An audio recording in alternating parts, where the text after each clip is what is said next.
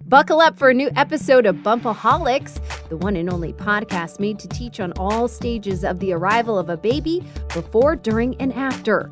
Whether you're an expecting mother, have questions about fertility, difficulty with lactation, or postpartum, you're sure to learn from our experienced doulas when you listen to Bumpaholics. The following media content is intended to only be an educational reference guide and should not be taken as a substitute for medical advice. While KC Women's Ministry adheres to strict self-set guidelines, any advice, instructions, or information found within this media is not intended to be a substitute for medical advice, diagnosis, or treatment. KCWM makes every effort to broadcast correct information. We simply present the views based on evidence-based information. We welcome any comments, suggestions, or correction of errors. We are not sponsored by drug or device companies. By listening or viewing this podcast, you agree not to use this podcast as medical advice to treat any medical condition in either yourself or others, including but not limited to patients that you are treating. Consult your own physician for any medical issues that you may be having. This entire disclaimer also applies to any guests or contributors to the podcast. Under no circumstances shall KC Women's Ministry, any guests or contributors to the podcast, or any employees, associates, or affiliates of KC Women's Ministry be responsible for damages arising from the use of the podcast. Viewer discretion is advised.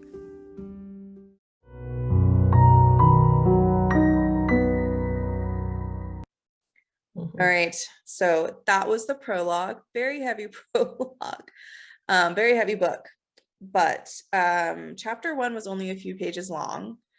It was adorable, and it talked about how they had done in basically the process for, is this what? Nope, that's chapter 2. Chapter 1 literally was just talking about naming the baby Swimmy before being named Thor, and talking about how they were kind of making a connection with baby in utero when they were doing that really early dating ultrasound and testing to see, doing the blood genetic testing. And they had kind of decided that because he was so active and literally kicked the ultrasound wand to name him Swimmy. Oh. And I thought that was really cute. And it kind of made me think of, different ways that we both bond with our babies in utero when they're very, very young, but at the same time, kind of do things to separate in case they end up not being born alive. And she talks about how, not giving the baby a gendered name, and not, there's very clearly a nickname. You wouldn't name a person Swimmy. Not telling people about it because you don't want to have to tell them if you miscarry and things like that. And I know that there's a movement to kind of push against that, to kind of make announcing earlier more common, so that people then have people that they can go to if they do lose the baby, and that knew that they were pregnant and was excited with them and can then mourn with them. And there's two sides to that story. And definitely both are completely viable options. And I kind of wanted to talk about both sides with you guys and see, Jamie, you have a couple of kids, and Madison, you've definitely supported people and known people through pregnancies, and kind of see what your guys' experience with that has been, and kind of what that looks like. Jamie, do you want to talk about how you made your announcement decisions and how that worked for you? Sure. Yeah. I mean, like, from my perspective, I've always been like, I want the people closest to me to know right away, because if I did have a misfortune, I want my village to be aware, and need that support. I can totally see the other side of, like, not wanting to have to, like, tell people over and over. But it's like one of those things. It's like my support network is fairly centralized. So if like I could tell just like one person and then they'd let people know. We're notoriously bad. It's like if I don't want to have to repeat it over and over again, that would not be an issue. I would still have everyone backing me. So I was like, I mean, I feel like it's so like dependent on like your specific situation and circumstances, what your village looks like, and like your personal history. Yeah. It's such an individual decision. Yep, I agree with you. What have been your experiences, Madison? Yeah, I definitely kind of grew up in that mentality of waiting until 12 weeks before announcing, just because of the potential, and kind of almost grew up to the point where if you announced before that, it was like a surprise, like a shock, like, oh my gosh, why would you announce so early? Like, why would you tell people? And so when I kind of got into this work, and people would be like, yeah, I'm like 6 weeks. And I'm like, you're what? What? You know, like, what? You're telling people? And it was kind of a shock. And then, you know, I kind of understood that, where, yeah, you need your support people, because you need that support network if something happens. And looking back, you know, the people that I would talk to that I got this mentality from of 12 weeks, I don't know who they told before 12 weeks. You know, obviously they told the soon to be grandparents. And so, you know, maybe those were the support people they needed. Maybe they did tell their best friends. Maybe they waited. I don't know. But I do know that specifically for 2 of my friends, I have been that person that they told as soon as that stick turned positive. And both of them experienced miscarriages after having told me, and they leaned on me, and that was what they needed. And so, you know, I've been able to be that person. One was before I took, well, during my training, one was after, and my training had nothing to do with why they told me, but obviously it helped.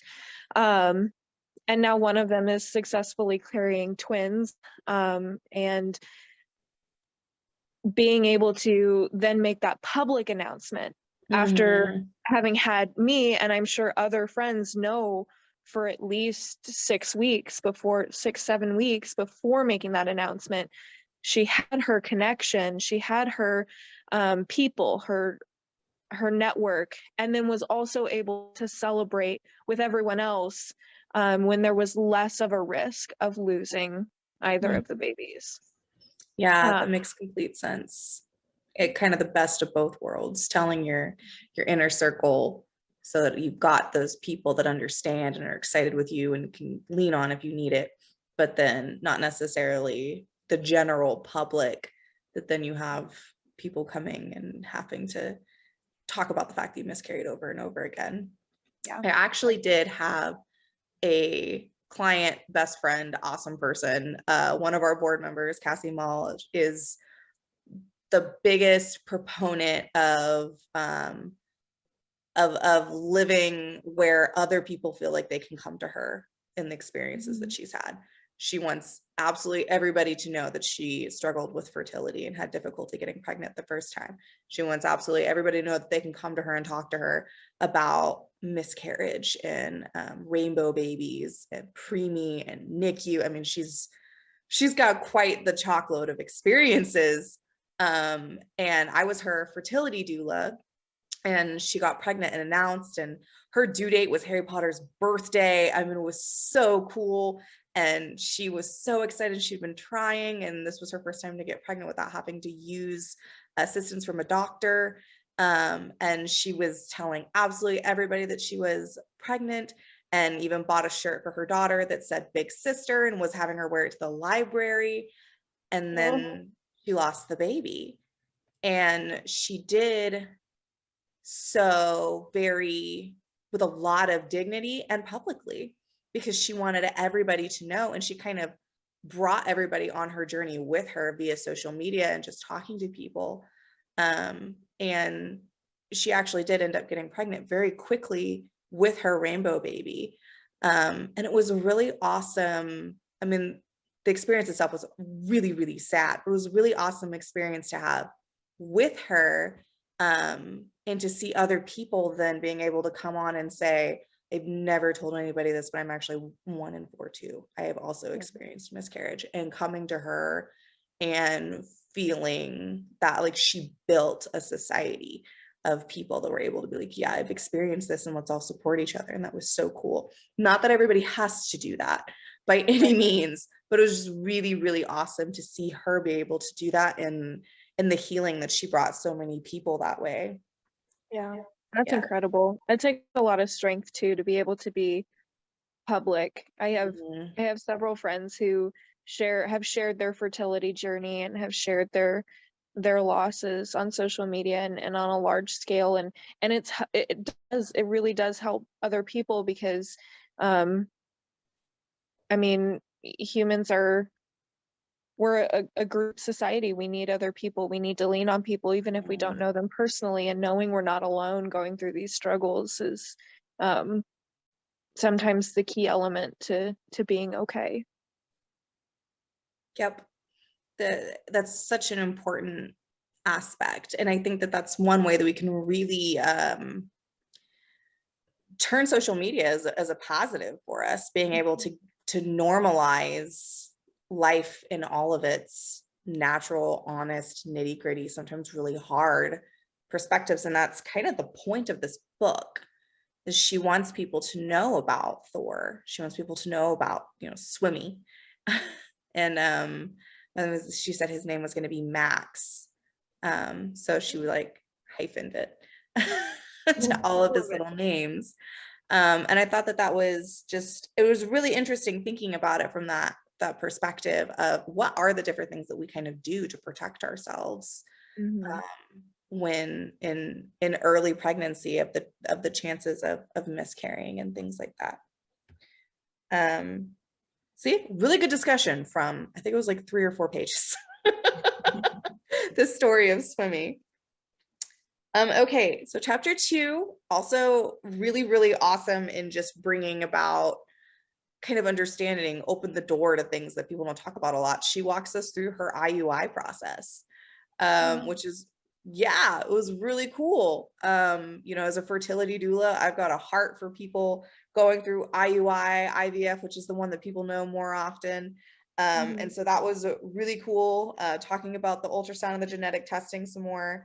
And she talked about it in a way that was very pragmatic, which I thought was, considering she wrote this book after she miscarried after she had her stillbirth. So it's just really awesome that she was able to go back and say, this is exactly how it happened. This was the masturbation room, and then this is where I was put on the table, and this is how we made a baby. And so much less fun for women than men. Yeah, that's the common joke. Oh, cool, you get to go in this nice secluded room by yourself, and then I get to lay down and spread my legs out for the whole doctor team. Yeah. That's IUI. So do either of you have any experience with IUI or IVF? Not on a personal level. Or just like knowing people who have experienced it. I don't think any of us have experienced it ourselves.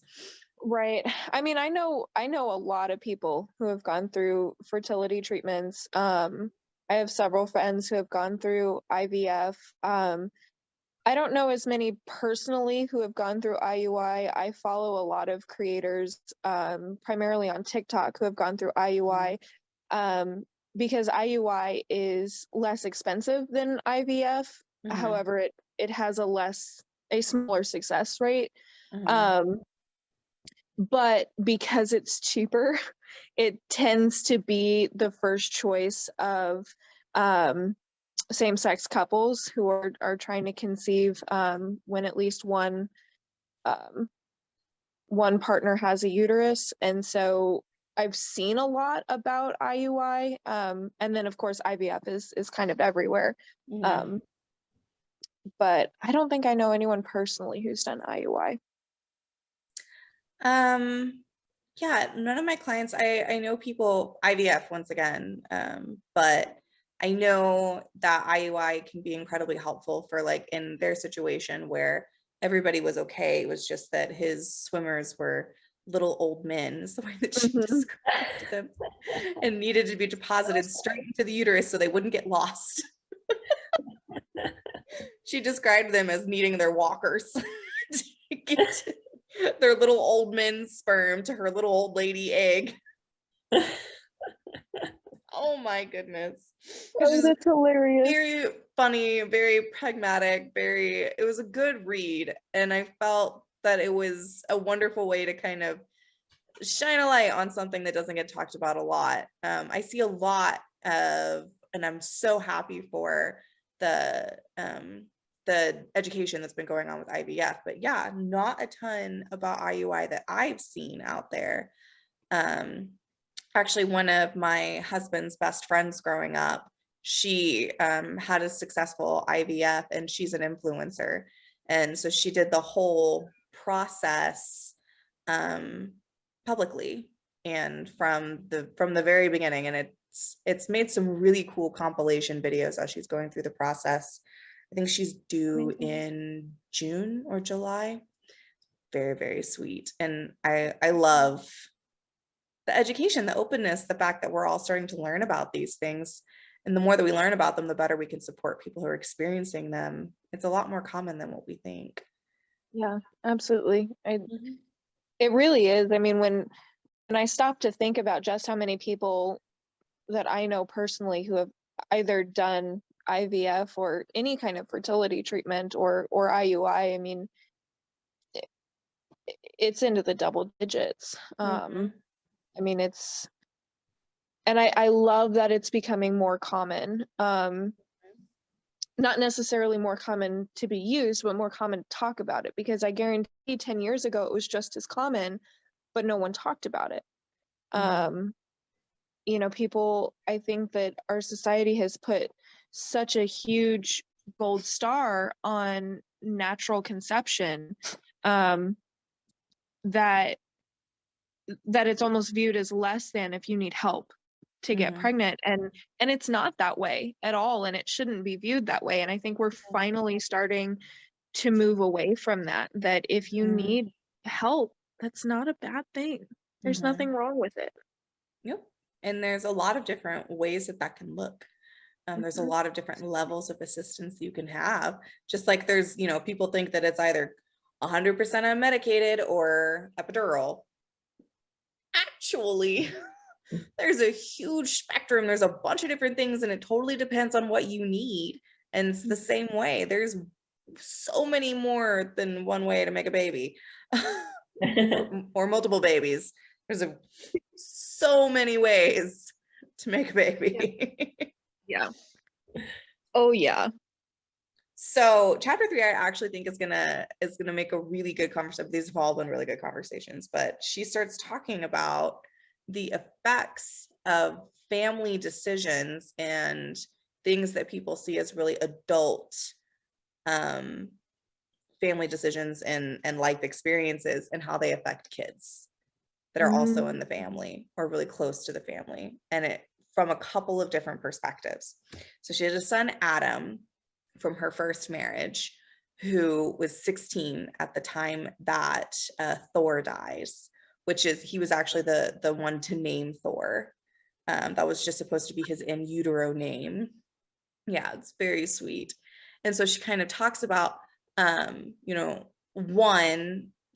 from different perspectives. One, she was talking about how he was going to be affected by and what his relationship was with Thor. And then she also talked about his experience with her divorce from her first wife. and how the decisions and the different things that that happen in family affect our kids. And I found that to be incredibly interesting to kind of think about, how does it affect the sibling and the decisions that you make for what their experience is and how much of that we shape as adults. We decide, how do they know about things like divorce? How are we going to portray this to them, tell this to them in the first place? How do we portray the death of a sibling to them, whether it be miscarriage, stillbirth, and then what their experience is from there? So I had my very first pregnancy ended in miscarriage. So it wasn't something where I had to kind of describe it to a child. So that isn't something that I personally experienced. But I know people who have, for example, Cassie, she got her daughter a shirt that said Big Sister. And so then she had to explain to her when she lost the baby what happened. And her daughter was such an amazing support for her. It was the sweetest. She was just loving on her mommy and letting her know that she was okay. Right. And I found that to be really sweet. And it is interesting, the decisions that we make on that as parents for kids. And then she also had 2 foster kids, Ray and Kiki. And they had been put back with their parents, but Ray actually it was Kiki. Kiki actually called her after she gave birth, and she chose not to tell Kiki about Thor dying, and hadn't actually told Kiki that she had Thor at all, so that they could have these sweet conversations and kind of as if Thor was still alive. So there's so many different ways that we can process that. And as a doula, how do you guys think that you would approach kind of outlaying these different options for someone having recently experienced a loss, needing, asking you, how do I tell my kids? Yeah. I think as a doula, obviously our go-to is to always give every option with pros and cons to everything. Explaining how you can put it into, and again, I keep coming back to the still birthday training because it was Good. Obviously very relevant, and it's so phenomenal because there's a portion in that training that actually talks about the ways to communicate to children at different ages and different stages about this exact thing. And those are in our arsenal as bereavement doulas to then give to our clients. But explaining that, not only the different ways that you could communicate and how to use certain terms and how to not necessarily scare them while supporting their grief as well, and explaining to our clients what grief looks like at different ages, because grief for a 4-year-old is going to look different for a 16-year-old. And grief in a 16-year-old is going to look a lot more like what it does for an adult, whereas with a 4-year-old, it's going to be a lot more lashing out and tantrums and regressions and clinginess and neediness and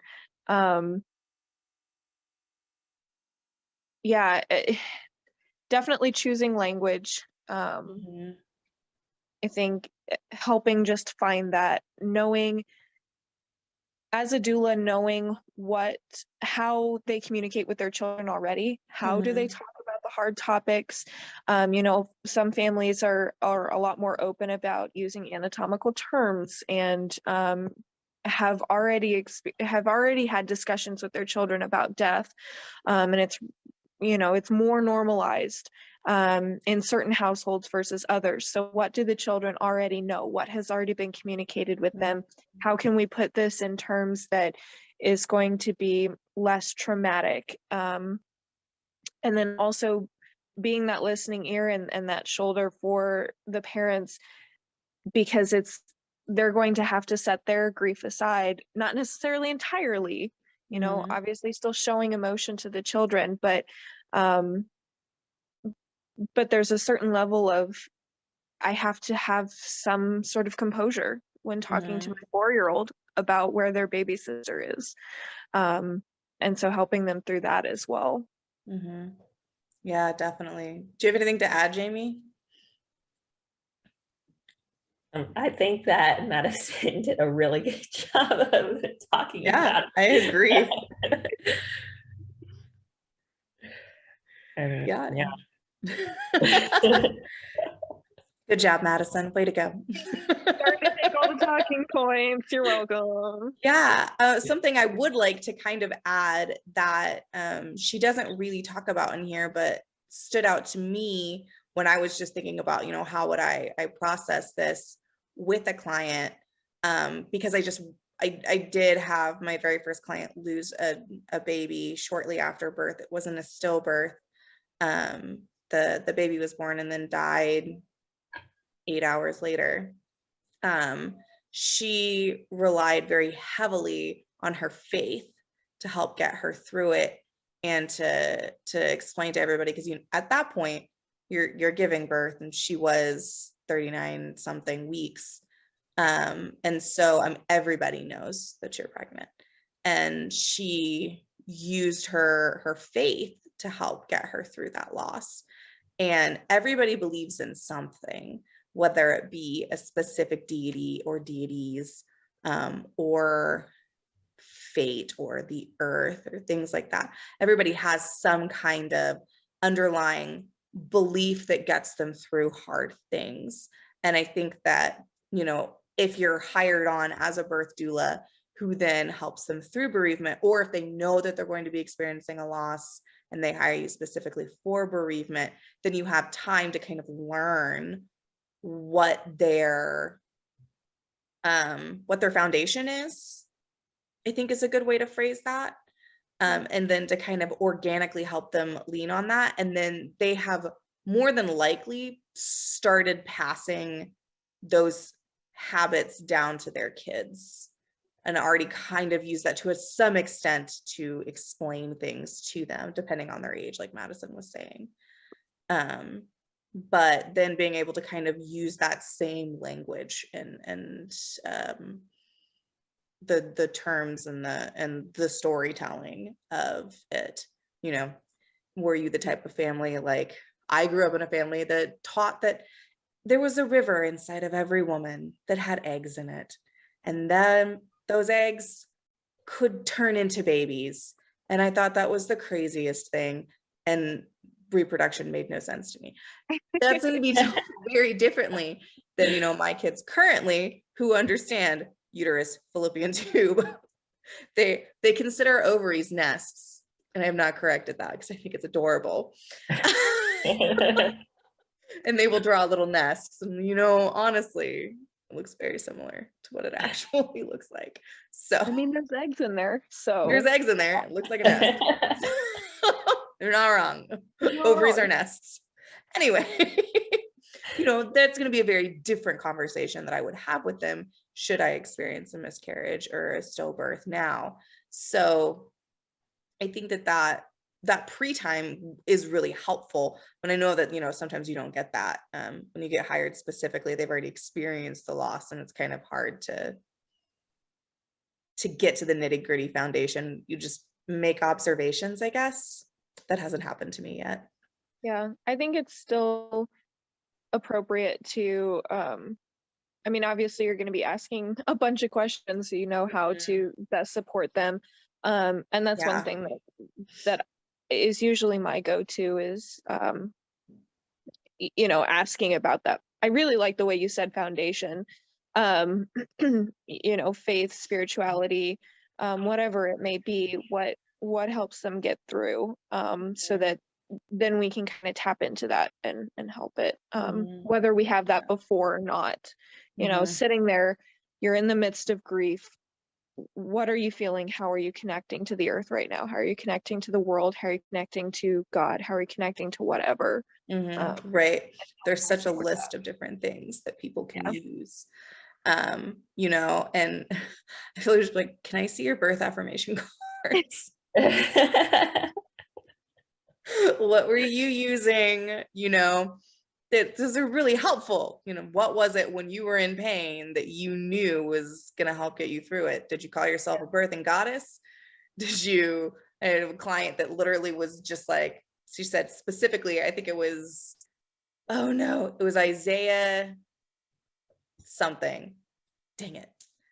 It was Isaiah, and she had it written. And so I wrote it down on the wall, and that was her. She was just, Isaiah, whatever it was after that. 41:10 or something like that. Yeah, that.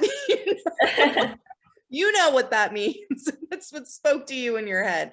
And knowing those things can be incredibly helpful. Maybe there are, you know, that verse can be very applicable through anything, because it's all about God taking us through things. So I would like whenever we're talking to these clients about like their beliefs, need to just like kind of be cognizant of like asking about how their beliefs were before the incident versus like what they are feeling right then. right. may vary. Yeah, definitely. That experiencing an extreme loss can shake anybody's foundation, and wanting to be incredibly cognizant of that, and cognizant of how other people in the room are reacting.